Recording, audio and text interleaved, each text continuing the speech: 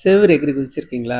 நான் ஏன் குதிக்கணும்னு கேட்குறீங்களா? சின்ன வயசுல சம்டைம்ஸ் கிரிக்கெட் ஆடும்போது பால தூக்கி அடிச்சுருவோம். அதுக்கப்புறம் அந்த காம்பவுண்ட் வால் எகிறி குதிக்க அப்படி ட்ரை பண்ணுவோம். அந்த வால் வந்து பெருசா இருக்கும். யூசுவலா சின்ன பிள்ளைங்களா இருக்கும்போது எகிறி குதிக்க முடியாதுல்ல. அதனால என்ன பண்ணுவோம்னா, யாராவது ஒருத்தன கூப்பிட்டு குனிய வச்சு அது மேல குதிச்சு ஏறி அந்த சைடு போய் ஏறி எடுப்போம். சப்போஸ் அந்த வால் பெருசா இருக்குதுன்னு வச்சுக்கங்களேன், அந்த ஸ்ட்ராட்டஜி எல்லாம் ஒர்க் அவுட் ஆகவே ஆகாது. அது மாரி தாங்க நம்ம லைஃப்ல கூட நம்மளுக்கு முன்னாடி பெரிய பெரிய சுவர்லாம் இருக்குது. நான் பிசிக்கலா இருக்கிற அந்த வால சொல்லலங்க. நம்ம லைஃப்ல இருக்கிற நெறைய walls, hindrances, sickness, depression, addiction, crunch, கடன் தொல்லை, இது மாதிரி நிறைய விஷயங்கள் வந்து நம்மளுடைய லைஃப்ல வந்து நம்மளுக்கு ஒரு பெரிய வால் மாதிரி நின்னுட்டே இருக்குது. இது எப்படி நம்ம தாண்ட போறோம் அப்படின்னு நம்ம யோசிச்சுட்டே இருக்கோம். சாம்ஸ்ல டேவிட் சொல்றாரு, with God I can scale the walls. தேவனாலே நான் ஒரு மதிலையும் தாண்டுவேன் அப்படின்னு சொல்றாரு. அப்போ ஒரு செவரை தாண்டணும் அப்படின்றது நேச்சுரல் இல்லைங்க, super natural. only with God we can do that. இல்ல எனக்கு இருக்கிற வால் ரொம்ப பெருசு அப்படின்னா கர்த்தர் அதை விட பெரியவர். அவரால் கூடாத காரியம் ஒன்றுமே கிடையாது. நினைச்சு பாருங்க, ஒரு பெரிய செவர் இருக்குது. அந்த செவரை தாண்டறதுக்கு யாராவது எத்தனை வந்து ஒரு ஏணியை போட்டா உங்களுக்கு எப்படி இருக்கும்? இப்படின்றதுக்குள்ள தாண்டிட மாட்டீங்க. கர்த்தர் அதோட பெரிய காரியங்களை செய்வார். நீங்க மட்டும்